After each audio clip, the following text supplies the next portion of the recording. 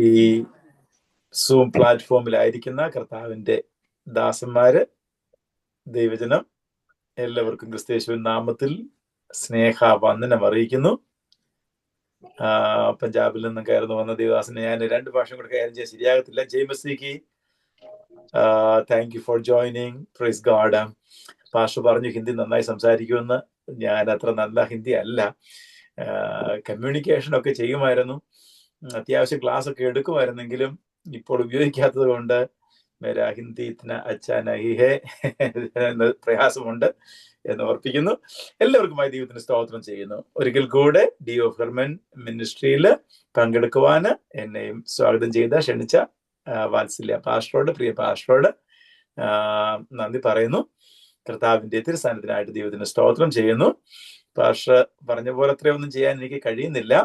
ആഗ്രഹമുണ്ട്, പലപ്പോഴും സാധിക്കാറില്ല.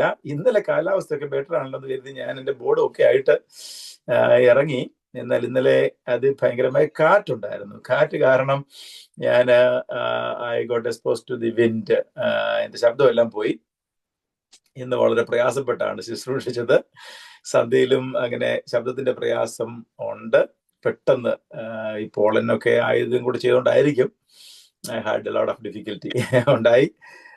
ഇന്നലെ ഞാൻ കരുതി നല്ല ദിവസമാണല്ലോ, വെതർ നല്ലതാണല്ലോ, എൻ്റെ സ്ഥിരം കൊണ്ട് നടക്കുന്ന ബോർഡുകളെല്ലാം എടുത്തുകൊണ്ട് ഇറങ്ങി.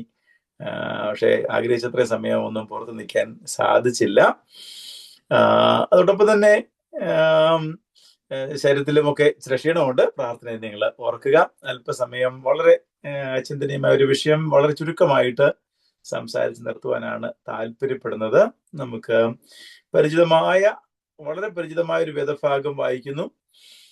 അതിലൂടെ ദൈവത്തിന്റെ ആത്മാവ് നമ്മോട് ഇടപെടുവാൻ, സംസാരിക്കുവാൻ, നമ്മുടെ ചിന്തകൾക്ക്, നമ്മുടെ ധാരണകൾക്ക് കർത്താവ് മാറ്റം തരുവാൻ ഇടയാകണം.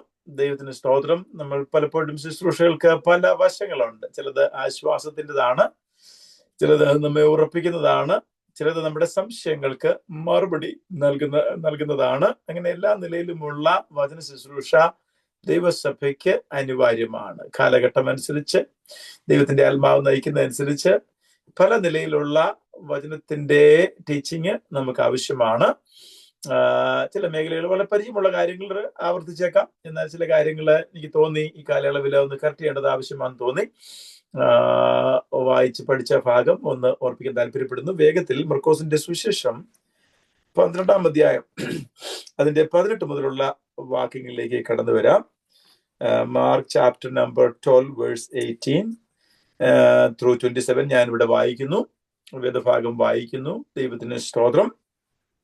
മർക്കോസിന്റെ സുവിശേഷം 12-ാം അധ്യായം അതിന്റെ 18 മുതലുള്ള വാക്യങ്ങൾ വായിക്കുന്നു.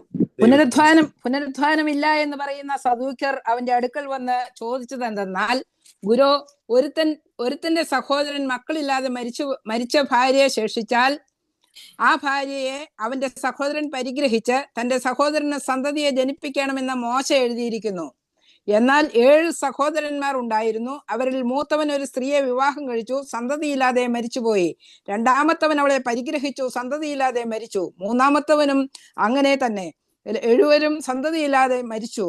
എല്ലാവർക്കും ഒടുവിൽ സ്ത്രീയും മരിച്ചു. പുനരുത്ഥാനത്തിൽ അവൾ അവരിൽ ഏവന് ഭാര്യയാകും. 7 ഭാര്യയായിരുന്നുവല്ലോ. യേശു അവരോട് പറഞ്ഞത്, നിങ്ങൾ തിരുവെഴുത്തുകളെയും ദൈവശക്തിയെയും അറിയായിക കൊണ്ട് തെറ്റിപ്പോകുന്നത്. മരിച്ചവരിൽ നിന്ന് ഉയർത്തെഴുന്നേൽക്കുമ്പോൾ വിവാഹം കഴിക്കുകയില്ല, വിവാഹത്തിന് കൊടുക്കപ്പെടുകയുമില്ല, സ്വർഗത്തിലെ ദൂതന്മാരെ പോലെയാകും. എന്നാൽ മരിച്ചവർ ഉയർത്തെഴുന്നേൽക്കുന്നതിനെ കുറിച്ച് മോശയുടെ പുസ്തകത്തിൽ മുൾപ്പടർപ്പ് ഭാഗത്ത് ദൈവം അവനോട്, ഞാൻ അബ്രഹാമിന്റെ ദൈവവും ഇസഹാക്കിന്റെ ദൈവവും യാക്കോബിന്റെ ദൈവവും എന്ന് അരുളി ചെയ്ത പ്രകാരം വായിച്ചിട്ടില്ലയോ? അവൻ മരിച്ചവരുടെ ദൈവമല്ല, ജീവനുള്ളവരുടെ ദൈവമത്രേ. നിങ്ങൾ വളരെ തെറ്റിപ്പോകുന്നു. Amen. Praise Lord. Thank you. പ്രത്യേക നന്ദി. 24-ാം വാക്യം ഒന്ന് ശ്രദ്ധിച്ചേ.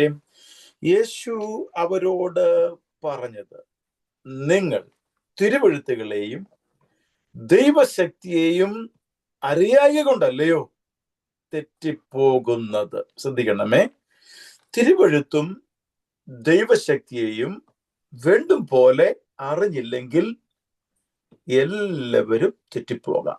ആരും തെറ്റിപ്പോകാം. No one is immune. ആരും ഇൻസുലേറ്റ് ചെയ്യാൻ കഴിയത്തില്ല. ചുറ്റിപ്പോകും. തിരുവഴുത്തുകളും ദൈവശക്തിയും വേണ്ടും പോലെ അറിഞ്ഞില്ലെങ്കിൽ, ഗ്രഹിച്ചില്ലെങ്കിൽ തെറ്റിപ്പോകും എന്ന് കർത്താവ് ഇവിടെ നമ്മെ ഓർപ്പിക്കുന്നു. പ്രാർത്ഥിക്കട്ടെ.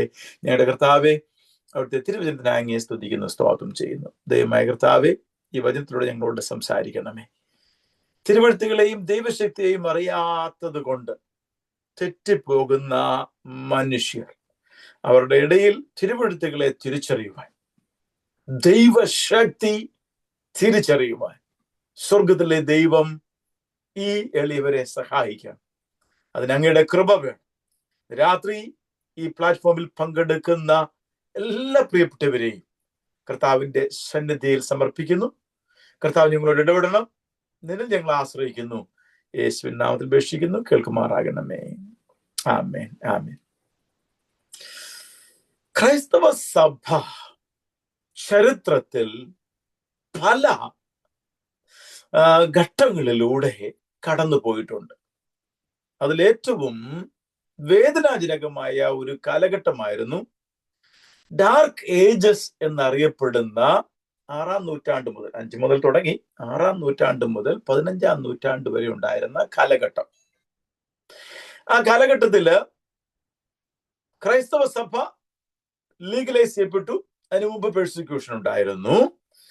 കോൺസ്റ്റന്റിന്റെ കാലം മുതലേ തുടങ്ങി, 4-ാം നൂറ്റാണ്ട് മുതൽ അത് ആരംഭിച്ചു. 5-ാം നൂറ്റാണ്ടിലാണ് ക്രൈസ്തവ സഭ രാഷ്ട്രത്തെയും നിയന്ത്രിക്കുന്ന നിലയിലേക്ക് വന്നത്. എന്ന് പറഞ്ഞാൽ അധികാരം അവരുടെ കൈകളിലേക്ക് കടന്നു വന്നു. ആ അധികാരം അവരുടെ കൈകളിൽ കടന്നു വന്നു, മുൻപോട്ട് പോയി. കാലത്തിനിടയ്ക്ക് ഒരുപാട് സംഭവങ്ങൾ ഉണ്ടായി. അതിനിടയിൽ കയറിക്കൂടി ഒരുപാട് കാര്യങ്ങൾ ഉണ്ടായിരുന്നു. അതിലൊന്നായിരുന്നു പാപപരിഹാര അല്ലെങ്കിൽ പാപമോചന സർട്ടിഫിക്കറ്റ്, ചീട്ട് എന്ന് മലയാളത്തിൽ പണ്ട് പറഞ്ഞ് കേട്ടിട്ടുണ്ടല്ലോ. സർട്ടിഫിക്കറ്റ് ഓഫ് സാൽവേഷൻ, അത് സഭയാണ് ഇഷ്യൂ ചെയ്യുന്നത്. ആൾക്കാരെ ചെല്ലുക, ടാക്സ് കൊടുക്കുന്നത് പോലെ അതിന്റെ പണം കൊടുക്കുക, ക്രിസ്ത്യൻ സാൽവേഷൻ സർട്ടിഫിക്കറ്റ് വിലയ്ക്ക് വാങ്ങുക, പോവുക. അത്രയും മതി ക്രിസ്ത്യാനിയാകുവാനും രക്ഷ സ്വന്തമാക്കുവാനും. അപ്പൊ വില കൊടുക്കണം, പൈസ കൊടുത്ത് വാങ്ങുക, രക്ഷ വില കൊടുത്ത് വാങ്ങുക. ആ കാലഘട്ടത്തിലാണ് അനാബാപ്റ്റിസ്റ്റുകാരെന്നറിയപ്പെടുന്ന ഒരു ചെറിയ സമൂഹം, ജോൺ ഹൂസ് എന്ന് പറയുന്ന വ്യക്തിയുടെ നേതൃത്വത്തില് ഒരു റിവൈവൽ ഉണ്ടായി. ഇതെല്ലാം വിട്ടെറിഞ്ഞ് വചനത്തിലേക്ക് മടങ്ങിപ്പോയി ഇടയായി തീർന്നു. എന്നാൽ അവർ അടിച്ചമർത്തപ്പെട്ടു. അവർക്ക് രാഷ്ട്രീയപരമായ സ്വാധീനവും ഒന്നും ഇല്ലാഞ്ഞതുകൊണ്ട് അവര് അതിശക്തമായി അടിച്ചമർത്തപ്പെട്ടു. ഹൂസൈറ്റ്സ് എന്ന് അവരറിയപ്പെട്ടത് ചില മേഖലകളില്. ഇന്നത്തെ ചെക്കോസ്ലാവാക്യയില് അവർ പ്രബലമായിരുന്നു. ലൂതറിന് മുമ്പേ തന്നെ 500-ലധികം കോൺഗ്രിഗേഷൻ ഉണ്ടായിരുന്ന സമൂഹമായിരുന്നു അനാബാപ്റ്റിസ്റ്റുകാര്, ഇന്നത്തെ മെനോനൈറ്റ്സിന്റെ പൂർവികര്. പിന്നീടാണ് ഹൂസിന് ശേഷമായിട്ട് സൈമൺ മെന്നോ എന്ന് പറയുന്ന നല്ല വേദ പണ്ഡിതനിലൂടെയാണ് ആ സഭയ്ക്ക് മെനോനൈറ്റ്സ് എന്ന പേരുണ്ടായത്. അവരുടെ പിൻഗാമികളാണ് മൊറേവിയൻ ബ്രദേഴ്സ് എന്നറിയപ്പെട്ടത്. അവരുടെ ആരംഭം ലൂതറിനും 100 വർഷം മുമ്പായിരുന്നു. 100-150ഓളം ജോൺ ഹസ് ജീവിച്ചിരുന്നതിനൊക്കെ ഒത്തിരി മുമ്പാണല്ലോ. അതിനുശേഷമായിട്ട് ലൂതറിലൂടെ ഉണ്ടായ നവോത്ഥാനം, റിഫർമേഷൻ, ക്രൈസ്തവ നവോത്ഥാനം. വിഷയം ഇതായിരുന്നു: ക്രൈസ്തവ സഭയുടെ ഇരുണ്ട കാലയളവിൽ നിന്നും പുറത്തു വരിക. എല്ലാത്തിന്റെയും പിന്നിലെ ശക്തി തിരുവഴുത്തുകൾ അറിയുന്നില്ല. ജനം തിരുവഴുത്തുകൾ വായിക്കാൻ അറിയുന്നില്ല, അവർക്ക് ലഭ്യമല്ല. അതുകൊണ്ട് തന്നെയാണ് ജോൺ ഹുസും തുടങ്ങി ഇങ്ങോട്ടുള്ള നവോത്ഥാന പിതാക്കന്മാരെല്ലാം വചനത്തിന് പ്രാധാന്യം കൊടുക്കുകയും വചനം പഠിപ്പിക്കുവാൻ ശ്രമിക്കുകയും ചെയ്തു. പീഡ അനുഭവിക്കേണ്ടി വന്നു. രക്തസാക്ഷികളായി അനേകര്. അങ്ങനെ വലിയ മാറ്റമുണ്ടായി. മുൻപോട്ട് ഒരു നവോത്ഥാന കാലയളവായിരുന്നു. അതിനകത്ത് പല റിവൈവൽ നടന്നു. നമുക്ക് ചരിത്രമൊക്കെ അറിയാവുന്നവരാണ്, എങ്കിലും ഒരു വാക്കില് ഓർപ്പിക്കട്ടെ. കാലഘട്ടം മുൻപോട്ട് പോയി. പെന്തക്കോസ്ത് റിവൈവൽ വരെ മെത്തഡിസ്റ്റ് റിവൈവൽ ഉണ്ടായി. അതിനകത്തു നിന്നാണ് പെന്തക്കോസ്ത് റിവൈവൽ ഉണ്ടാകുന്നത്. മെത്തഡിസ്റ്റുകാരുടെ ഇടയിലെ ഹോളിനെസ് മൂവ്മെന്റ്, ആ ഹോളിനെസ് മൂവ്മെന്റിന് ഇടയ്ക്കുണ്ടായ പ്രാർത്ഥനയിലാണ് പരിശുദ്ധാത്മാവിന്റെ വ്യാപാരം പരസ്യമായിട്ടുണ്ടായത്. രഹസ്യമായിട്ട് എല്ലാ നിലയിലും അവിടെ ഇവിടെയൊക്കെ ഉണ്ടായിരുന്നു, പല സ്ഥലങ്ങളിലും ഉണ്ടായിരുന്നു. അപ്രത്യക്ഷമല്ലായിരുന്നു. പെന്തക്കോസ്ത് നാൾ മുതൽ തുടങ്ങിയ അഭിഷേകത്തിന്റെ വ്യാപാരം എല്ലാ കാലയളവിലും ഉണ്ടായിട്ടുണ്ട്. എന്നാൽ അത് അപ്രത്യക്ഷമായി പരസ്യമായ നിലയിൽ കാണപ്പെടാത്ത നിലയിൽ ഒരുപാട് കാലം മുൻപോട്ട് പോയി. അതിനുശേഷമായിട്ട് മുൻപോട്ട് പോയി ലോകത്തിന്റെ എല്ലാ ഭാഗത്തും പെന്തക്കോസ്റ്റ് റിവൈവലിന്റെ വാഹകര് എല്ലാ ഭാഗത്തും എത്തി. നമ്മുടെ കൊച്ചു കേരളത്തിലും എത്തി. ജോർജ് ബർജസിലൂടെയും മേരി ചാപ്മാനിലൂടെയും ഒക്കെ കേരളക്കരയിലും അതെത്തി. ശ്രീലങ്കയിൽ പോയ ലൂയിസ് ഫ്രാൻസിസ്കൻ എന്ന് പറയുന്ന ആദ്യശ്രേഷ്ഠനായ ഇറ്റാലിയൻ പെന്തക്കോസ്റ്റ് മിഷണറുടെ പ്രാർത്ഥനയിൽ അഭിഷേകം പ്രാപിച്ച് പോള് കേരളത്തിൽ വന്ന് പ്രവർത്തിച്ചു. മറ്റു മിഷണന്മാർ പ്രവർത്തിച്ചു. പോളിലൂടെയാണ് പെന്തക്കോസ്റ്റ് അനുഭവം പാസ്റ്റർ കെ എബ്രഹാമിലേക്ക് ലഭിക്കാനിടയായി തീർന്നത്. പല സ്ഥലങ്ങളിൽ നടന്ന കാത്തിരിപ്പ് യോഗങ്ങളിൽ അനേകർക്ക് അഭിഷേകം പ്രാപിപ്പാൻ ഇടയായി തീർന്നു. പാസ്റ്റർ പോളിന്റെ സഭ പിന്നീട് ദ പെന്തക്കോസ്റ്റ് മിഷൻ എന്ന പേരിൽ അറിയപ്പെട്ടു, അല്ലെങ്കിൽ സിലോൺ പെന്തക്കോസ്റ്റ് മിഷൻ, പിന്നെ ഇപ്പോൾ അത് ദ പെന്തക്കോസ്റ്റ് മിഷൻ. അങ്ങനെ ലോകത്തിന്റെ എല്ലാ ഭാഗത്തും പെന്തക്കോസ്റ്റ് ഉപദേശം എത്തി. പെന്തക്കോസ്റ്റ് ഉപദേശത്തിന്റെ പ്രത്യേകത അന്യഭാഷ എന്ന് ഒരു തെറ്റിദ്ധാരണ ഉണ്ടായി. അങ്ങനല്ല, ബൈബിളാണ്, തിരുവെഴുത്താണ്, ദൈവശക്തിയാണ് പെന്തക്കോസ്റ്റ് ഉപദേശത്തിന്റെ കാതലായ വിഷയം. അല്ലാതെ അന്യഭാഷയല്ല, തിരുവെഴുത്തും ദൈവശക്തിയും. അതിന്റെ തൊട്ട് മുമ്പുണ്ടായ റിവൈവലിലൂടെ കടന്നു വന്ന ബ്രദറൻ മിഷണറിമാര് തിരുവെഴുത്തുകളുടെ പ്രാധാന്യം പഠിപ്പിച്ചു. എന്നാൽ ദൈവശക്തിയുടെ പ്രാധാന്യത്തിന് കുറവുകൾ ഉണ്ടായിരുന്നു. അതുകൂടെ കറക്റ്റ് ചെയ്യാനാണ് പെന്തക്കോസ്റ്റ്. ഒന്ന് കളഞ്ഞിട്ട് മറ്റൊന്നല്ല, തിരുവെഴുത്തിനെ മാറ്റിവെച്ചിട്ട് ദൈവശക്തി അല്ല, തിരുവെഴുത്തും ദൈവശക്തിയും. യേശു അങ്ങനെ പറഞ്ഞു, ഇല്ലെങ്കിൽ തെറ്റിപ്പോകും. ഇപ്പൊ തിരുവെഴുത്തും ദൈവശക്തിയും ഇത് രണ്ടും ഒന്നിച്ചു പോകണം. എന്നാൽ കാലത്തിന്റെ പ്രത്യേകതയില് മാറ്റമുണ്ടായിരിക്കുന്നു. അടുത്ത കാലത്തായിട്ട് തിരുവെഴുത്ത് വേണ്ട, ദൈവശക്തി മതി എന്ന നിലയിലേക്ക് കാര്യങ്ങൾ പോയിരിക്കുന്നു. ഇന്നലെ അല്ല, വെള്ളിയാഴ്ച രാവിലെ ഞാൻ പെട്ടെന്ന് വാർത്ത ശ്രദ്ധിച്ച കൂട്ടത്തില്, സാമൂഹ്യ മാധ്യമങ്ങളും ശ്രദ്ധിച്ച കൂട്ടത്തില് പെട്ടെന്ന് കണ്ട കാര്യം, എൻ്റെ അടുത്ത സ്നേഹിതനായ, ഞാൻ മിഷിഗനിലുള്ളപ്പോൾ പെട്ടെന്നുണ്ടായ ഒരു ഫ്രണ്ട്ഷിപ്പാണ്. ഡാനി കോക്സ് എന്ന് പറയുന്ന ഒരു വേദശാസ്ത്രജ്ഞൻ. അദ്ദേഹം കെൻസിംഗ്ടൺ ചർച്ച് എന്ന് പറയുന്ന 10-15,000 പേര് കൂടുന്ന സഭയുടെ സീനിയർ പാസ്റ്റർ ആയിരുന്നു. പുള്ളി അവിടുന്ന് റിട്ടയർമെന്റ് എടുത്തു. അദ്ദേഹമായിട്ടൊരു ഫ്രണ്ട്ഷിപ്പ് ഉണ്ടായിരുന്നു. അപ്പൊ അദ്ദേഹത്തിന്റെ ഫേസ്ബുക്കില് അദ്ദേഹം ഇപ്പോഴത്തെ അമേരിക്കയിലെ ക്രൈസ്തവരുടെ പ്രതിനിധിയായിട്ട് ഇപ്പോഴത്തെ ഭരണകൂടത്തെ അഡ്വൈസ് ചെയ്യുന്ന, ക്രൈസ്തവ വിശ്വാസം എന്താണെന്നുള്ളതിന്റെ അവസാന വാക്ക് കൽപ്പിക്കേണ്ട അമേരിക്കയുടെ അധിപതി ആയിട്ട് ഇപ്പോഴത്തെ പ്രസിഡന്റ് ട്രംപ് അപ്പോയിന്റ് ചെയ്തിരിക്കുന്ന പൗല വൈറ്റ്, ക്രൈസ്തവ വിശ്വാസം എന്താണെന്ന് അമേരിക്കയിൽ ഫൈനൽ വേർഡ് പറയുവാനുള്ള അധികാരം ഇന്ന് പൗല വൈറ്റിനാണുള്ളത്. എന്താണ് ക്രൈസ്തവ വിശ്വാസം എന്നുള്ളതിന്റെ, ക്രിസ്ത്യൻ വിശ്വാസത്തിന്റെ പ്രതിനിധി മാത്രമല്ല, അതിന്റെ ഹെഡുമാണ്, ഫെയ്ത്ത് സൈഡിന്റെ ഹെഡുമാണ്. അവരുടെ ഒരു വീഡിയോ ക്ലിപ്പാണ് ഡാനി കോക്സ് എന്ന് പറയുന്ന അഭിഷിക്തനായ ദൈവദാസൻ, കെൻസിംഗ്ടൺ പെന്തക്കോസ്റ്റ് സഭയുടെ ശുശ്രൂഷകനായിരുന്ന ആ വ്യക്തി ഷെയർ ചെയ്തത്. ഷെയർ ചെയ്ത വീഡിയോ അദ്ദേഹം ഷെയർ ചെയ്തതുകൊണ്ട് ഒന്ന് കേട്ടേക്കാം. ഞാൻ പോളാവൈറ്റിന്റെ ഇന്ത്യയിലായിരുന്നപ്പോ ഗോഡ് ചാനലൊക്കെ ആദ്യം വന്നപ്പോ അറിയാതെ 2-3 കേട്ടുള്ളൂ, അല്ലാതെ പിന്നെ കേട്ടിട്ടില്ല. ഇദ്ദേഹം ഷെയർ ചെയ്തുകൊണ്ടൊന്ന് കേട്ടേക്കാമെന്ന് കരുതി. വീഡിയോ അല്ലേ, അദ്ദേഹം ഷെയർ ചെയ്തല്ലേ എന്ന് കേട്ടപ്പോൾ അതിനകത്ത് പറയുന്നത് എങ്ങനെയാണ്: ഞാന് നിങ്ങൾക്ക് വേണ്ടി പ്രാർത്ഥിക്കാൻ പോകുന്നു. നിങ്ങൾ ഓരോരുത്തർക്കും ഒരു ഗാർഡിയൻ ഏഞ്ചലിനെ ഞാന് കൽപ്പിച്ചാക്കാൻ പോകുകയാണ്. ആ ഗാർഡിയൻ ഏഞ്ചൽ വന്നു കഴിഞ്ഞാൽ പിന്നെ നിങ്ങൾക്ക് 6 ബ്ലെസ്സിങ് കിട്ടും. നിങ്ങളെ പിന്നെ ആർക്കും ഉപദ്രവിക്കാൻ കഴിയത്തില്ല. നിങ്ങളെ പിന്നെ ആർക്കും ചോദ്യം ചെയ്യാൻ കഴിയത്തില്ല. നിങ്ങൾ വെച്ചടി മുന്നോട്ട് കയറിക്കൊണ്ടിരിക്കും. നിങ്ങൾ സുരക്ഷിതരായിരിക്കും. ധനം നിങ്ങൾ അറിയാതെ ഭവനത്തിൽ വന്നു കൂടും. ഇങ്ങനെ 6 ബ്ലെസ്സിങ്. എല്ലാം എൻ്റെ ഓർമ്മയിലില്ല. പക്ഷെ ഒരു കാര്യമുണ്ട്, വൈറ്റ് ചെയ്ത് കൽപ്പിച്ചാക്കണമെങ്കിൽ $1000 ഇപ്പൊ തന്നെ അയക്കണം. ഇപ്പൊ തന്നെ അയച്ചെങ്കിലേ $1000 കൊടുത്താലേ ഈ ഗാർഡിയൻ ഏഞ്ചലിനെ അവര് കൽപ്പിച്ചാക്കത്തുള്ളൂ. എന്ന് പറഞ്ഞാൽ അമേരിക്കയിലെ ക്രൈസ്തവ വിശ്വാസത്തിന്റെ ഫൈനൽ വേർഡ് പറയേണ്ട വ്യക്തിയാണ് ഇത് പറയുന്നത്. നിങ്ങൾക്ക് മനസ്സിലായി കാണും ഞാൻ എന്താ ഉദ്ദേശിക്കുന്നതെന്ന്. തിരുവെഴുത്തുകളെ അറിയത്തില്ലാത്തവർ മില്യൺ കണക്കിന് ഡോളർ ഓരോരുത്തരായിട്ട് 1000 കൂടുതലുമായിട്ട് ഇങ്ങനെ അയച്ചുകൊണ്ടിരിക്കുക. അയച്ചിട്ട് ഡൺ, സെൻഡ് എന്ന് പറഞ്ഞ് ഇങ്ങനെ താഴെ ഇങ്ങനെ മെസ്സേജ് വരുന്നുണ്ട്. പൈസ അയക്കാൻ ആൾക്കാർ ഇങ്ങനെ കാത്തിരിക്കുക. ഇങ്ങനെ പറഞ്ഞാൽ മതി. കാരണം ഗാർഡിയൻ ഏഞ്ചലിനെ കിട്ടിക്കഴിഞ്ഞാൽ പിന്നെ 6 ബ്ലെസ്സിങ് ആണ്. അത് കിട്ടാൻ വേണ്ടി കാത്തിരിക്കുക. വളരെയധികം ആവേശത്തോടെ ജനം അതിനോട് പ്രതികരിച്ചു. എൻ്റെ ഉള്ളില് ആത്മാവിൽ ഞരങ്ങുന്ന അനുഭവം അന്നേരം തുടങ്ങിയത് ഇതുവരെ മാറിയില്ല. അതുകൂടാതെ കഴിഞ്ഞ ചില നാളുകളില് അനേകര് വളരെ ശക്തിയോടെ ഇങ്ങോട്ട് ആവശ്യപ്പെടുന്നു, ഈ വാഗ്ദത്തം മാത്രം പ്രസംഗിച്ചാൽ മതി പാസ്റ്റർ അല്ലെങ്കിൽ പാസ്റ്റർമാര്. ഞങ്ങൾക്ക് ഈ വാഗ്ദാനങ്ങളിൽ കർത്താവിന്റെ വാഗ്ദത്തമാണ് വേണ്ടത്, വാഗ്ദത്തങ്ങളിൽ ആണ് ആശ്രയിക്കേണ്ടത്. കാരണം അവർ കേൾക്കുന്ന പ്രസംഗങ്ങളെല്ലാം അങ്ങനെയുള്ളതായതുകൊണ്ട് അങ്ങനെ ഇല്ലാത്ത പ്രസംഗങ്ങൾ കേൾക്കുമ്പോൾ അവർക്കുണ്ടാകുന്ന ബുദ്ധിമുട്ട്.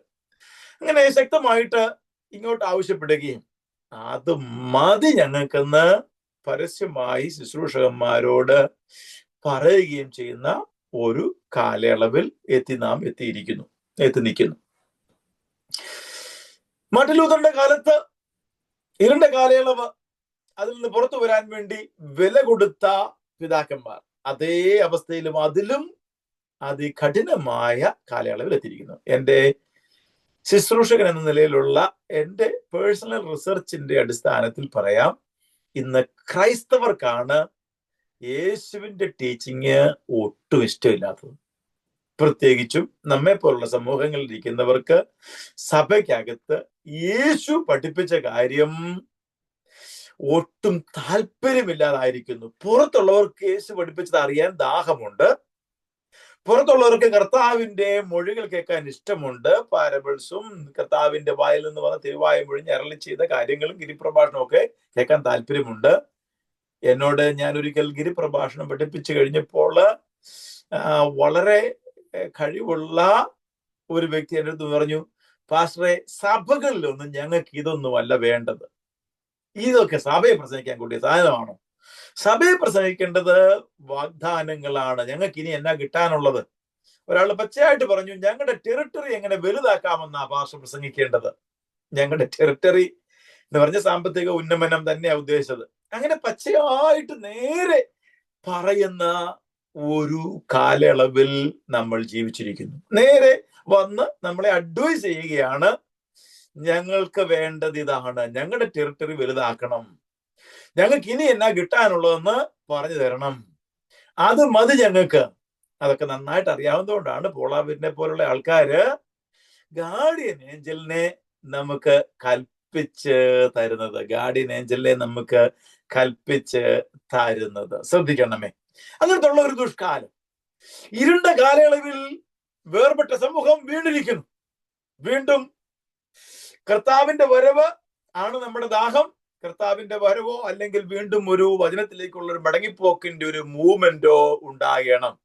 ഇല്ലാത്ത പക്ഷം ഇന്നത്തെ അവസ്ഥയിൽ വലിയ പ്രതിസന്ധിയിലാണ് ശുശ്രൂഷ ലോകമായിരിക്കുന്നത്. വലിയ പ്രതിസന്ധി, ആത്മാവിൽ ഞരങ്ങുന്ന ഒരു കാലഘട്ടം. ഞാൻ നിങ്ങളോട് ഇത് ഓർപ്പിക്കുന്നത് വിശുദ്ധ വേദപുസ്തകത്തിൽ കർത്താവായ യേശു പറഞ്ഞ അടിസ്ഥാനത്തിൽ ഇന്ന് രാത്രി അതിഗൗരവമുള്ള ഒരു പ്രൊഫറ്റിക് വേർഡ് ആണ് നിങ്ങളോട് പറയുന്നത്. നമ്മുടെ ഇഷ്ടത്തിനനുസരിച്ച് മാത്രം ശുശ്രൂഷിക്കാനും ആ ശുശ്രൂഷകൾ മാത്രം പങ്കെടുക്കുവാനും ഇഷ്ടപ്പെടുന്ന നിലയിൽ നമുക്ക് മാറ്റമുണ്ടായിരിക്കുന്നു. വചനം കർത്താവായ യേശു പഠിപ്പിച്ച കാര്യങ്ങൾ കാണുമ്പോൾ മുക്കലും മൂളലും ഞരക്കവും കുശുകുശുപ്പും വർദ്ധിച്ചിരിക്കുന്നു. യേശു പഠിപ്പിച്ചത് വേണ്ട, കർത്താവ് പറഞ്ഞത് വേണ്ട എന്നുള്ള കാലഘട്ടത്തിൽ നമ്മളായിരിക്കുക. ഈ കാലഘട്ടത്തിൽ ശുശ്രൂഷിക്കാൻ വലിയ പ്രയാസമുണ്ട്. അന്യ ശുശ്രൂഷകർക്ക്, ദൈവവചനത്തിന്റെ ആഴമറിയാവുന്നവർക്ക്, സഭയുടെ ചരിത്രം അറിയാവുന്നവർക്ക്, സഭ എങ്ങനെ മുൻപോട്ട് പോകണമെന്ന് ആഗ്രഹമുള്ളവർക്ക് വലിയ പ്രതിസന്ധിയുടെ കാലയളവ. കർത്താവായ യേശുവിന്റെ ശുശ്രൂഷയുടെ അവസാന നാളുകളിലേക്ക് വന്നെത്തിയിരിക്കുന്ന ഭാഗത്താണ് നമ്മൾ ഈ ഭാഗം കാണുന്നത്. കർത്താവായ യേശു പരസ്യ ശുശ്രൂഷ മാക്സിമം 3.5 വർഷം. എൻ്റെ പഠനം അനുസരിച്ച് 3 വർഷത്തിൽ കൂടാൻ സാധ്യതയില്ല. 3 തവണ മാത്രമേ യെരൂശലേമിലേക്ക് വന്നുള്ളൂ. 3ാമത്തെ വരവിൽ കർത്താവ് ക്രൂശിക്കപ്പെടുന്നു. ആ 3ാമത്തെ വരവിന്റെ സമയത്താണ് കർത്താവായ യേശുവിനെ വാക്കിൽ പിടിക്കുവാൻ വേണ്ടി, ശ്രദ്ധിക്കണമേ, മനുഷ്യരിങ്ങനെ കൂട്ടമായിട്ട് വരികയാണ്. കേൾക്കാനല്ല, ഒരു കാലത്ത് കേൾക്കാനായിരുന്നു, അവന്റെ ലാവണ്യ വാക്കുകൾ കേൾക്കാൻ ജനമുണ്ടായിരുന്നു. ഇപ്പോഴത്തെ അന്തരീക്ഷം മാറി. നേരത്തെ അന്തരീക്ഷം ലാവണ്യ വാക്കുകൾ കേൾക്കുവാൻ, ഇപ്പോഴത്തെ അന്തരീക്ഷം അവനെ വാക്കുകളിൽ പിടിക്കുവാൻ. അങ്ങനെ പിടിക്കുവാനുള്ള സമൂഹം ചുറ്റും നിൽക്കുന്നു. പല ഗ്രൂപ്പുകളായിട്ട് എമിസറീസ് വരികയാണ്, നേതാക്കന്മാർ പറഞ്ഞു വിടുകയാണ്. പരീശന്മാര്, ശാസ്ത്രിമാര്, സദൂക്യര്, ഇങ്ങനെ ഓരോ കൂട്ടമായിട്ട് കർത്താവിന്റെ അടുക്കൽ അവനെ വാക്കിൽ പിടിക്കുവാനായിട്ട്, അവനെ തോപ്പിക്കുവാനായിട്ട്, എങ്ങനെ അവന്റെ ശുശ്രൂഷ ഇല്ലായ്മ ചെയ്യാം എന്ന നിലയിലേക്ക് വന്നെത്തിയിരിക്കുന്നു. ശ്രദ്ധിക്കണമേ, ആത്മീയ ശുശ്രൂഷ ചെയ്യുന്നവരെയും കർത്താവിന്റെ ഇതേ അനുഭവത്തിലൂടെ ഇന്ന് കടന്നു പോകുന്നു. ആത്മീയ ശുശ്രൂഷ ചെയ്യുന്ന, നീതിയും സ്നേഹവും ന്യായവും ഇഷ്ടപ്പെടുന്ന, ദൈവവചനത്തിന്റെ അധികാരം നിൽക്കുന്ന, കോംപ്രമൈസ് ചെയ്യാതെ ഇവരെയും ജനത്തെ സന്തോഷിപ്പിക്കാൻ വേണ്ടിയുള്ള പ്രസംഗം ചെയ്യാതെ, വചനത്തിന്റെ വ്യവസ്ഥകളിൽ നീതിയോടെ, ദൈവഭയത്തോടെ, ദൈവത്തിന് ഞാൻ കണക്ക് കൊടുക്കണം എന്നുള്ള പരിപൂർണ ബോധ്യത്തോടെ ശുശ്രൂഷ ചെയ്യുന്നവരുടെ അവസ്ഥ എല്ലാവരുടെയും ഈ അവസ്ഥയിലാ. പിടിക്കാനിരിക്കുക, വാക്കിൽ പിടിക്കുവാൻ, എങ്ങനെ ഉപദ്രവിക്കും, എങ്ങനെ ഇവന്റെ ശുശ്രൂഷ ഇല്ലായ്മ ചെയ്യാം എന്ന അവസ്ഥയിൽ എത്തി നിൽക്കുകയാണ്. ഇപ്പോൾ ഇവിടെ കണ്ടത് സദൂക്യർ എന്ന് പറയുന്ന കൂട്ടര് അടുത്തു വരികയാണ്, ചോദ്യം ചോദിക്കുക, കർത്താവിനെ ഒന്ന് തോപ്പിക്കാൻ വേണ്ടിയാ. സദൂക്യരുടെ പ്രത്യേകത എന്താണ്? അവര് പുനരുദ്ധാനമില്ല എന്നാണ് അവര് പറയുന്നത്. ആരായി സദൂക്യർ? അന്നത്തെ ഏറ്റവും ഇൻഫ്ലുവൻഷ്യൽ ജ്യൂസ് ആണ് സദൂക്യർ. അവരാണ്, എല്ലാം പുരോഹിതന്മാരും സദൂക്യരിൽപ്പെട്ടവരായിരുന്നു. അന്നത്തെ ഭരണകൂടവുമായിട്ടുള്ള ബന്ധം നിലനിർത്തുന്ന ഡിപ്ലോമാറ്റുകളെല്ലാം സദൂക്യരായിരുന്നു. ഭരണം കൈയാളുന്നത് ഹെരോദുമായിട്ട്, അല്ലെങ്കിൽ ഹെരോദുമായിട്ടുള്ള ബന്ധം സൂക്ഷിക്കുന്നത്, അങ്ങനെ യഹൂദ സഭയുടെ അല്ലെങ്കിൽ യഹൂദ മതത്തിന്റെ ആധികാരിക മുഖമാണ് സദൂക്യർ. ആധികാരിക മുഖമാണ് സദൂക്യർ. ആ സദൂക്യരുടെ പ്രത്യേകത എന്താണ്? യഹൂദന്മാരുടെ ഒഫീഷ്യൽ റെപ്രസെന്റേറ്റീവ് അവരാണ് യെരുശലേം ദേവാലയം നിയന്ത്രിക്കുന്നത്. യെരുശലേം ദേവാലയത്തിലെ പൗരോഹിത്യം അവരുടെ കൈവശമാണ്. ചുരുക്കം പേര് ഒറ്റയ്ക്കും പെട്ടയ്ക്കും അവിടെ ഇവിടെയൊക്കെ കാണാം, ഇത് ഇവരെ പോലെ അല്ലാത്തവരും കാണാമെങ്കിലും പ്രബലമായിട്ട് ജനറലി അധികാരമുള്ളവര്, ധനമുള്ളവര്, സ്വാധീനമുള്ളവര്, ഭരണകർത്താക്കള്, അവരെല്ലാം സദൂക്യരായിരുന്നു. ആ സദൂക്യരുടെ പ്രത്യേകത, അവർക്ക് പുനരുദ്ധാനത്തിൽ വിശ്വാസമില്ല. അപ്പൊ പിന്നെ ബാക്കി എന്താ ഉള്ളത്? ബാക്കിയുള്ളത് ഇവിടം കൊണ്ട് അവരുടെ ജീവിതം അവസാനിക്കും. ഇവിടെയാണ്. അതുകൊണ്ട് അധികാരത്തിന് വേണ്ടി അവരെന്തും ചെയ്യും. അപ്പൊ അതിനപ്പുറത്തേക്ക് ഒരു ജീവിതമില്ല, പുനരുദ്ധാനം എന്നൊന്നില്ല. അപ്പോൾ ഇവിടം കൊണ്ടാണ് അവസാനിക്കുന്നത്. അപ്പൊ ഇവിടം കൊണ്ട് അവസാനിക്കുന്നത് കൊണ്ട് അവർ അധികാരത്തിന് വേണ്ടി എന്തും ചെയ്യും. ദൈവസഭകളിലും ഇന്ന് സദൂക്യരെണ്ണം കൂടിയിരിക്കുന്നു. പരസ്യമായിട്ട് പറഞ്ഞില്ലെങ്കിലും ഈ ജീവിതം മതി ഞങ്ങൾക്ക് എന്ന നിലയിലാണ് ഇന്നത്തെ പോക്ക്. അതുകൊണ്ട് അധികാരം പിടിക്കാൻ വേണ്ടി, ബോർഡിൽ കയറാൻ വേണ്ടി, അല്ലെങ്കിൽ സഭകളെ നിയന്ത്രിക്കാൻ വേണ്ടി, സഭയിലെ ധനത്തെ കൺട്രോൾ ചെയ്യാൻ വേണ്ടി എന്തും ചെയ്യുന്ന സദൂക്യരെ പോലെ തന്നെ ഇതിനപ്പുറം ഒന്നില്ല എന്ന് പ്രവൃത്തി കൊണ്ട് തെളിയിക്കുന്നവരാണ് ഇന്ന് ഒരുമാതിരിപ്പെട്ട എല്ലാ സഭകളും കൺട്രോൾ ചെയ്യുന്നത്, നിയന്ത്രിക്കുന്നത്. സദൂക്യരാണ് ഇന്നത്തെ സഭയുടെ മുഖം. ദൈവത്തിന് സ്തോത്രം, ഹല്ലേലൂയ. അങ്ങനെയുള്ള ഒരു സമൂഹം കർത്താവിന്റെ അടുക്കൽ വന്ന് ചോദിക്കുക, ഒരുത്തന്റെ സഹോദരൻ മക്കളില്ലാതെ മരിച്ചാൽ, അത് പഴയ നിയമത്തിലെ ആരംഭകാലത്തെ പ്രമാണങ്ങളിൽ ഒന്നായിരുന്നു. സഹോദരൻ മരിച്ചാൽ സഹോദരന്റെ ഭാര്യ വിധവയായി നിലനിൽക്കാതെ ഇളയ സഹോദരൻ ഉണ്ടെങ്കിൽ വിവാഹം കഴിക്കുക. ഇവര് പറയുന്ന പോലുള്ള 7 സഹോദരന്മാരെന്നുള്ളതൊക്കെ അൺതിങ്കബിൾ ആണ്, സ്വാഭാവികമായ കാര്യമല്ല. അവര് കർത്താവിനെ പരീക്ഷിക്കാൻ വേണ്ടി ചോദിക്കുകയാണ്. ഒന്നാമത്തവൻ, രണ്ടാമത്തവൻ, മൂന്നാമത്തവൻ. അവസാനത്തെ ചോദ്യം, പുനരുദ്ധാനത്തിൽ അവരിൽ ഏവന് ഭാര്യയാകും. 7 ഭാര്യയായിരുന്നല്ലോ. ദൈവത്തിന് സ്തോത്രം. പുനരുദ്ധാനത്തെ കുറിച്ച് വിശ്വാസമില്ലാത്തവരുമൊന്ന് പുനരുദ്ധാനത്തെ കുറിച്ച് ചോദിക്കുക. ഇങ്ങനത്തെ ചോദ്യം ഇന്ന് കൂടുതലുള്ള, ആരും മറ്റുള്ളവർ ചോദിക്കത്തുമില്ല. ചോദിക്കുന്നവരുണ്ടെങ്കിൽ ചോദിച്ചാലും ഇങ്ങനത്തെ ചോദ്യമാണ് ചോദിക്കുന്നത്. അങ്ങനത്തെ ഒരു ദുഷ്കാലത്താണ് നമ്മൾ ജീവിക്കുന്നത്. സ്വർഗത്തെ കുറിച്ച് വളരെ തെറ്റിദ്ധാരണകൾ അനേകർക്കുണ്ട്. നിത്യത്തെ കുറിച്ചുള്ള വലിയ തെറ്റിദ്ധാരണ അനേകർക്കുമുണ്ട്. അനേകർ ചിന്തിക്കുന്നത് ഇവിടുത്തെ ജീവിതത്തിന്റെ ഒരു തുടർച്ചയാണ് നിത്യത എന്നാണ് അനേകരുടെ ചിന്താഗതി. അടുത്തിടയ്ക്ക് ഒരു സഹോദരി പറഞ്ഞു, എന്റെ പട്ടിയെ കൂടെ അവിടെ കൊണ്ടുപോകാൻ പറ്റുന്നില്ല, പിന്നെ എനിക്ക് സ്വർഗത്തിൽ പോകണ്ട. കാരണം പട്ടിയാണ് അവൾക്ക് ഏറ്റവും വലുത്, ദൈവത്തെക്കാൾ വലുതാണ് അവളുടെ പട്ടി. ഇങ്ങനെയൊക്കെയുള്ള ഒരു കാലത്താണ് നമ്മൾ ജീവിക്കുന്നത്. സ്വർഗത്തെ കുറിച്ചുള്ള തെറ്റിദ്ധാരണ. ഞാൻ മുമ്പേ പറഞ്ഞ പോലെ ഗാർഡിയൻ ഏഞ്ചലിനെ കൽപ്പിച്ചാക്കുന്ന പാസ്റ്റർമാരുള്ളത്. പിന്നെ അതിനപ്പുറം എന്താ ഉണ്ടാകണ്ടേ? വേദപുസ്തകം എന്താണെന്ന് അറിയത്തില്ല, തിരുവചനത്തിനകത്തെ ഉപദേശം എന്താണെന്ന് അറിവില്ല, വേദപുസ്തകത്തിന്റെ ആകത്തുക അറിയത്തില്ല. അവർക്ക് ശക്തി വേണം. ഇന്ത്യയിലെ ഒരു സമൂഹം ആൾക്കാര് ശക്തിക്ക് വേണ്ടി മറ്റു പല പരിപാടികൾ ചെയ്യുന്നത് പോലെ, താന്ത്രിക് റിലിജനകത്ത് നടക്കുന്നത് പോലെ ശക്തിക്ക് വേണ്ടി ഉപവസിക്കും, ശക്തിക്ക് വേണ്ടി പ്രാർത്ഥിക്കും, ശക്തിക്ക് വേണ്ടി എന്തും ചെയ്യും. പക്ഷേ തിരുവെഴുത്തുകൾ വേണ്ട. തിരുവെഴുത്തുകളെ മറന്നു പോകുന്ന ഒരു കാലയളവ്. ദൈവത്തിന് സ്തോത്രം. ചോദ്യങ്ങൾ, പലവിധമായ ചോദ്യങ്ങൾ, തെറ്റിദ്ധാരണകൾ നമ്മുടെ ഇടയിലുമുണ്ട്. സ്വർഗത്തെക്കുറിച്ച്, നിത്യത്തെക്കുറിച്ച് ഒരുപാട് തെറ്റിദ്ധാരണകൾ എല്ലാം കറക്റ്റ് ചെയ്യാൻ, വിവരിക്കുവാൻ ഇന്ന് രാത്രിയിൽ നമുക്ക് സമയം ഞാൻ എടുക്കുന്നില്ല. ദൈവത്തിന് സ്തോത്രം. കർത്താവ് മറുപടി പറഞ്ഞ് തുടങ്ങുന്നത് ഇങ്ങനെയാണ്: നിങ്ങൾ തിരുവെഴുത്തുകളെയും ദൈവശക്തിയെയും അറിയായികൊണ്ടല്ലയോ തെറ്റിപ്പോകുന്നത്. പഴയ നിയമത്തിനകത്ത് ധാരാളം വാക്യങ്ങളുണ്ട് ദൈവം ജീവിച്ചിരിക്കുന്നവരുടെ ദൈവമാണെന്നുള്ളതിന്. എന്നാൽ അതൊന്നും അവരുടെ കണ്ണിൽപ്പെടത്തില്ല. അവരുടെ കണ്ണിൽപ്പെടുന്നത് അവരുടെ ഈ ലോക ജീവിതത്തിലെ അനുഗ്രഹങ്ങളെ കുറിച്ചാണ്, ഈ ലോക ജീവിതത്തിലെ നന്മകളെ കുറിച്ചും ഇവിടെ ടെറിട്ടറി വലുതാക്കാനുള്ള കാര്യങ്ങളാണ് അവരുടെ കണ്ണിൽപ്പെടത്തുള്ളൂ. നമ്മുടെ വാഞ്ച എന്താണ്, അതനുസരിച്ചായിരിക്കും നമ്മൾ തിരുവചനം കാണുന്നത്. ശ്രദ്ധിക്കണമേ, നമ്മുടെ ഉള്ളില് ഒരു ഇന്ന ആവശ്യമെന്ന് മുന്നിൽ വെച്ചുകൊണ്ട് ബൈബിൾ എടുത്ത് വായിച്ചാൽ അതേ നമ്മൾ കാണത്തുള്ളൂ. നമ്മുടെ ഉള്ളിലെ വാഞ്ച അനുസരിച്ചാണ് നമ്മുടെ കണ്ണ് ഉടക്കുന്നത്. വഴിയെ പോകുമ്പോൾ 100,000 കാര്യം കാണും. എന്നാൽ നമ്മുടെ കണ്ണുടക്കുന്നത് നമ്മുടെ ഉള്ളിലെ അവസ്ഥ അനുസരിച്ചായിരിക്കും, നമ്മുടെ ചിന്തകൾക്കനുസരിച്ചായിരിക്കും നമ്മുടെ കണ്ണ് പോകുന്നത്. വേദപുസ്തക വായനയിലും ഈ പ്രതിസന്ധി ഉണ്ട്.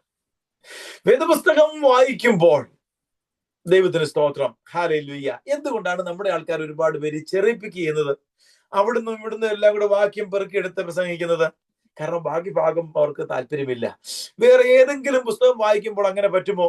നമുക്ക് വേദപുസ്തകം വായിച്ചാൽ ഗ്രഹിക്കണമെങ്കിൽ ആ ഭാഗം ക്രമമായി വായിച്ചാലല്ലേ പറ്റത്തുള്ളൂ. ഒരു പാസേജ് എങ്കിലും മുഴുവൻ വായിച്ചെങ്കിലല്ലേ അവിടെ ഉദ്ദേശിച്ചിരിക്കുന്ന കാര്യം മനസ്സിലാകത്തുള്ളൂ.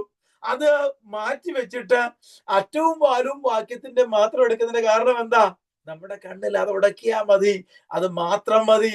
അതിന്റെ പിന്നിലെ ആ ഭാഗത്ത് പറഞ്ഞിരിക്കുന്ന കാര്യങ്ങളൊന്നും ഗ്രഹിക്കാൻ താല്പര്യമില്ല, എനിക്കിഷ്ടമുള്ളത് മാത്രം മതി എന്ന് നമ്മൾ തീരുമാനിച്ചിട്ടാ ബൈബിൾ എടുത്ത് വായിക്കുന്നത്. ഇത് വായനയുടെ ബേസിക് പ്രിൻസിപ്പിളിനെതിരാ, അടിസ്ഥാന പ്രിൻസിപ്പിളിന് എതിരാണ്, വായനയുടെ അടിസ്ഥാന പ്രമാണത്തിനെതിരാണ് അറ്റവും വാലും മാത്രം എടുത്ത് ഉദ്ധരിക്കുന്നത്. ദൈവത്തിന് സ്തോത്രം, ഹല്ലേലൂയ. വായിച്ച ഭാഗത്തേക്ക് വേഗത്തിൽ സമയം ഓടിപ്പോകുന്നു, പെട്ടെന്ന് എനിക്ക് നിർത്തണമെന്നുണ്ട്. ദൈവത്തിന് സ്തോത്രം. കർത്താവ് പറയുകയാണ്, തിരുവെഴുത്തുകളെയും ദൈവശക്തിയെയും അറിയായികൊണ്ടല്ലയോ തെറ്റിപ്പോകുന്നു. തെറ്റും. തിരുവെഴുത്ത് വേണ്ട പോലെ ഗ്രഹിച്ചില്ലെങ്കിൽ തെറ്റും. ചരിത്രത്തിൽ സഭ ഇത് ആവർത്തിച്ച് അനുഭവിച്ചുകൊണ്ടിരിക്കുന്നു. ദൈവത്തിന് സ്തോത്രം. വിശുദ്ധ ഗ്രന്ഥത്തെ അതിന്റെ മഹിമയോടെ കണ്ടില്ലെങ്കിൽ, ക്രമമായ പഠനമില്ലെങ്കിൽ, അറ്റവും വാലും നമ്മുടെ ഇഷ്ടത്തിന് വേണ്ടി എന്നെ സന്തോഷിപ്പിച്ച വാക്യം പറയാൻ വേണ്ടി ബൈബിൾ വായിച്ചാൽ സന്തോഷിപ്പിക്കുന്ന വാക്യം മാത്രമേ കാണത്തുള്ളൂ, അല്ലാത്ത കൽപ്പനകളൊന്നും കാണത്തില്ല.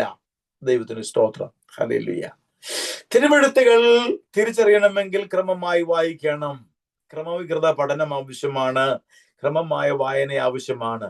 കർത്താവ് പറയുകയാണ്, നിങ്ങൾ ആ സഭ നിയന്ത്രിക്കുന്നത് യഹൂദ സഭയുടെ അധിപതികളാണ്, പരീശന്മാരാ. ജനത്തെ പഠിപ്പിക്കുന്നത് ആരാണ്? പുരോഹിതന്മാരാ. പുരോഹിതന്മാരെല്ലാവരും സദൂക്യരായിരുന്നു. പുരോഹിതന്മാരാണ് ജനത്തെ നയിക്കുന്നത്. നയിക്കുന്നവരെന്താ വിശ്വസിക്കുന്നത്? പുനരുദ്ധാനമില്ലെന്ന്. അവരുടെ ചോദ്യം എന്താണ്? അവിടെ ആരുടെ ഭാര്യ ആയിരിക്കും ഇവൻ എന്നുള്ളതാ. ഇതൊക്കെയാ ചിന്ത. ചിലരുടെ ചിന്ത സ്വർഗത്തിൽ എനിക്ക് എത്ര ഏക്കർ കിട്ടും, ഇതൊക്കെ അനേകരുടെ ചിന്ത. അവിടെ എന്തൊക്കെ കാണും, ഇതൊക്കെയാണ് അനേകരുടെ ചിന്ത.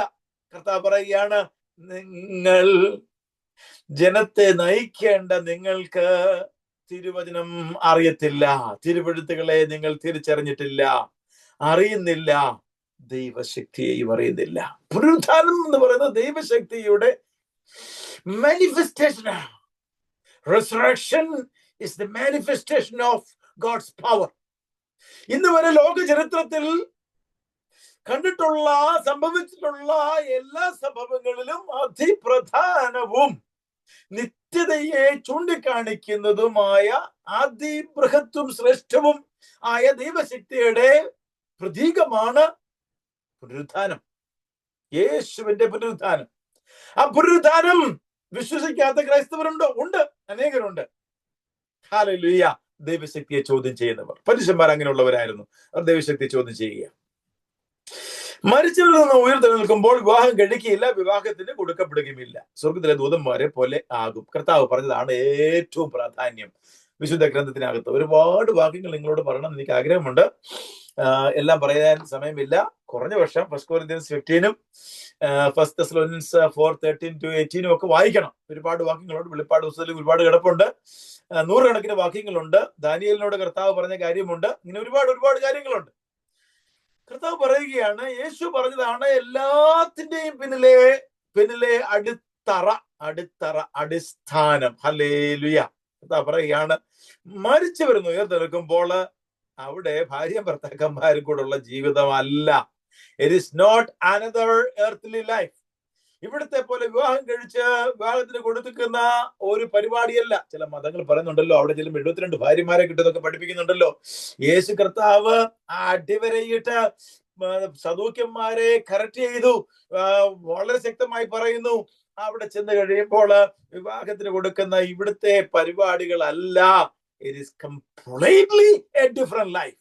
ഇവിടെ കാണുന്നതിൽ നിന്നും വളരെ വ്യത്യസ്തമായ ദൈവികമായ ദൂതസഞ്ചയത്തിന് തുല്യമായ ആത്മീയ അനുഭവമാണ് അവിടെ കിട്ടുന്നത്.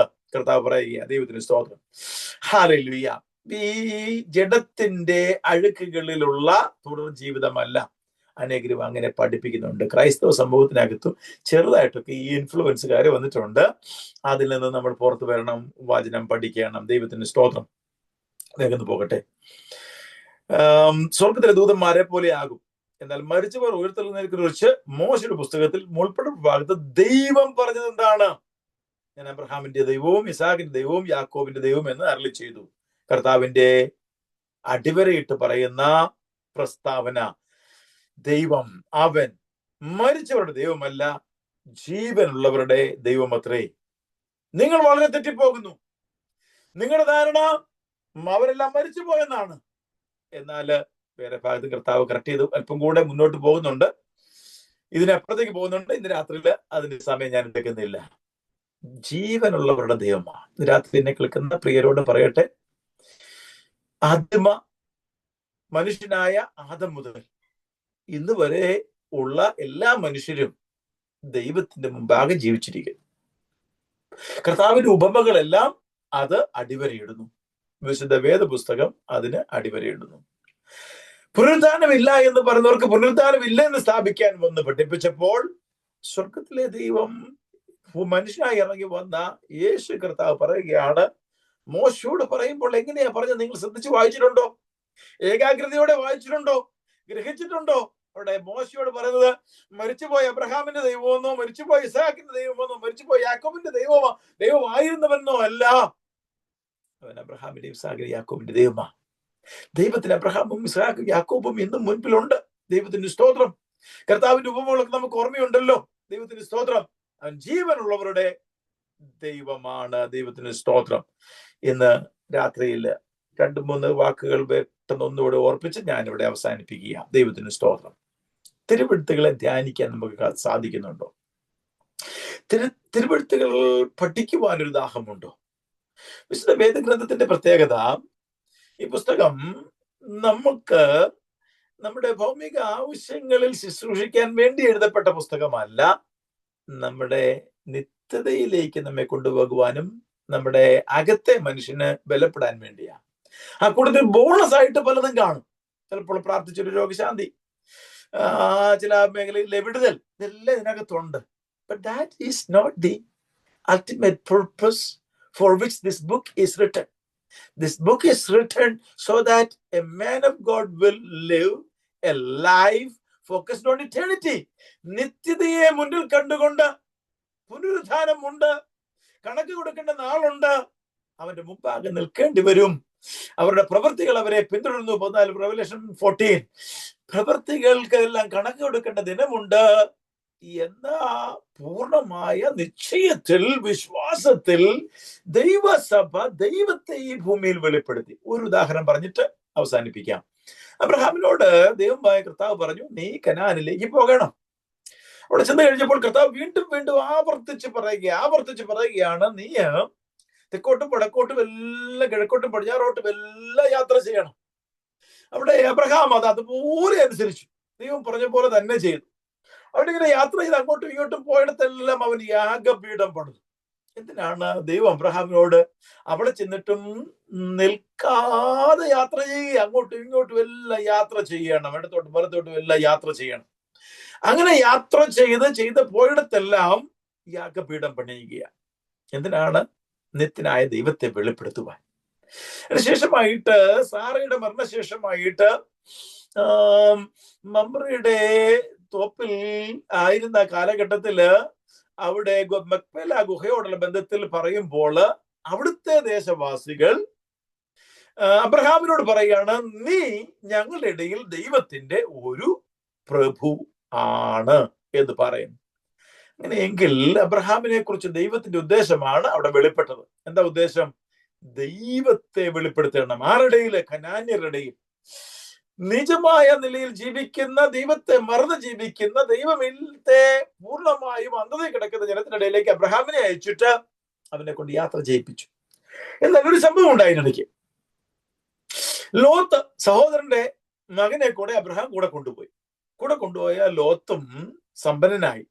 അവരുടെ ഇടയിൽ ഇടയന്മാർക്ക് തമ്മിൽ പ്രശ്നം ഉണ്ടായപ്പോൾ മുന്നമേ മനസ്സിലാക്കിയിട്ട് അബ്രഹാം ലോത്തിനോട് പറഞ്ഞു, നമുക്ക് തമ്മിൽ ദേശം വിശാലമാണല്ലോ, ഒന്ന് പിരിയാം. ഒരുമിച്ച് പോയാല് ഈ ദാസന്മാരുടെ ഇടയിലെ ശത്രുത ചിലപ്പോൾ നമ്മുടെ ഇടയിലേക്ക് കയറി വരും.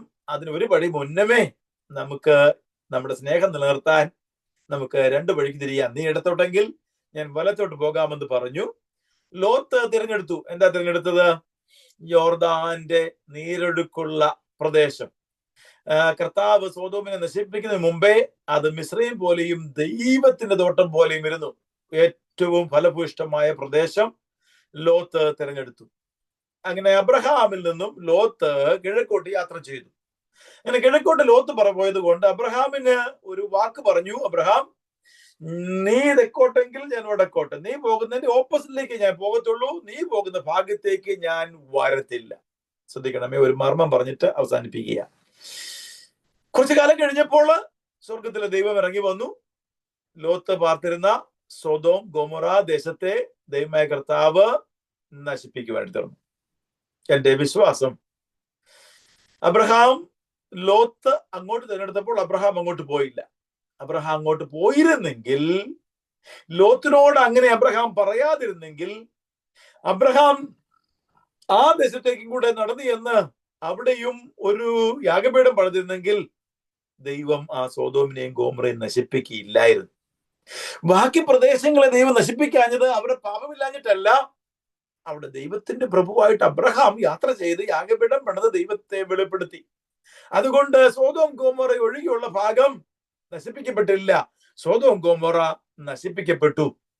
കാരണം അങ്ങോട്ട് അബ്രഹാം പോയില്ല, അവിടെ ദൈവത്തിന്റെ ഒരു യാഗപീഠം ഉണ്ടായില്ല.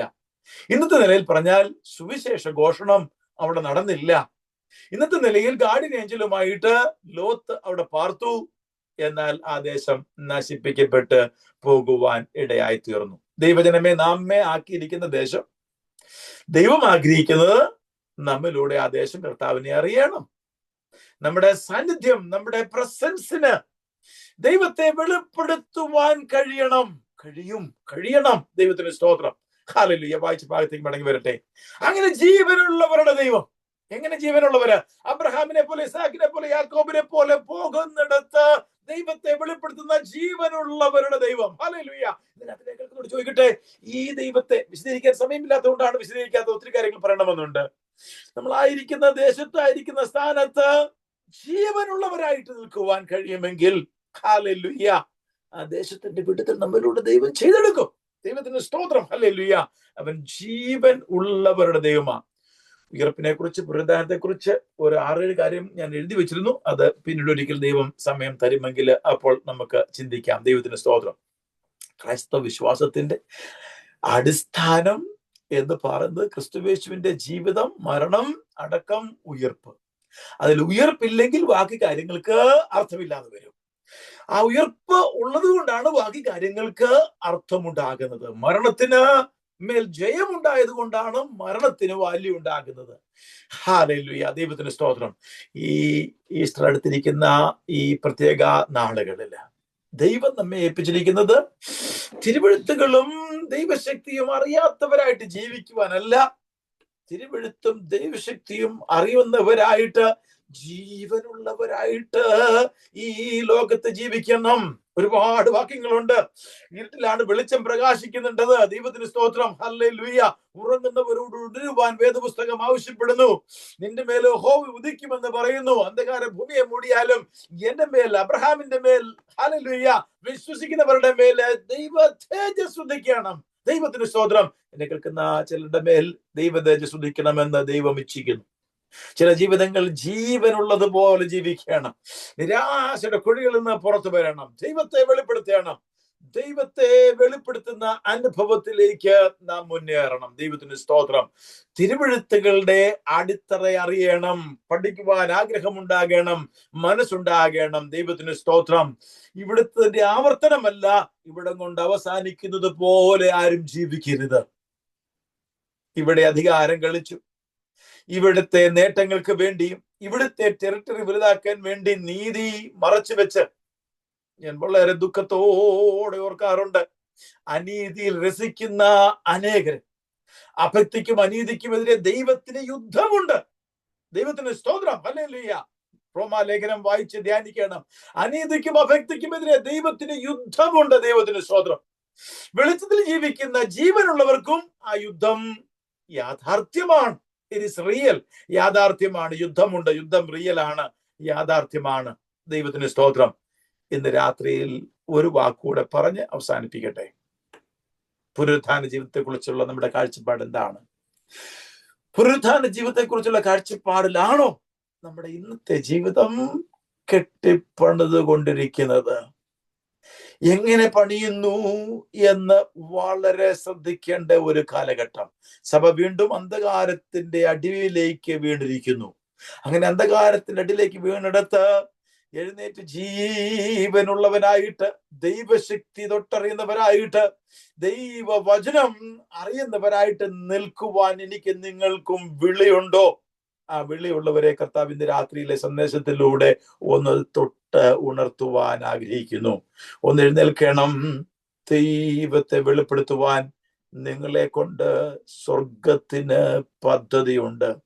നിങ്ങളെ ഏൽപ്പിച്ചിരിക്കുന്ന ദൈവിക ശുശ്രൂഷയില് ദൈവത്തിന് കണക്ക് കൊടുക്കുവാൻ, മനുഷ്യർക്കല്ല ദൈവത്തിന് കണക്ക് കൊടുക്കുവാൻ, ദൈവോന്മുഖമായിട്ട് നിത്യതയെ ഫോർഹെഡിൽ സീൽ ചെയ്തവരായിട്ട് ജീവിക്കുവാൻ ദൈവം വിളിക്കുന്നു.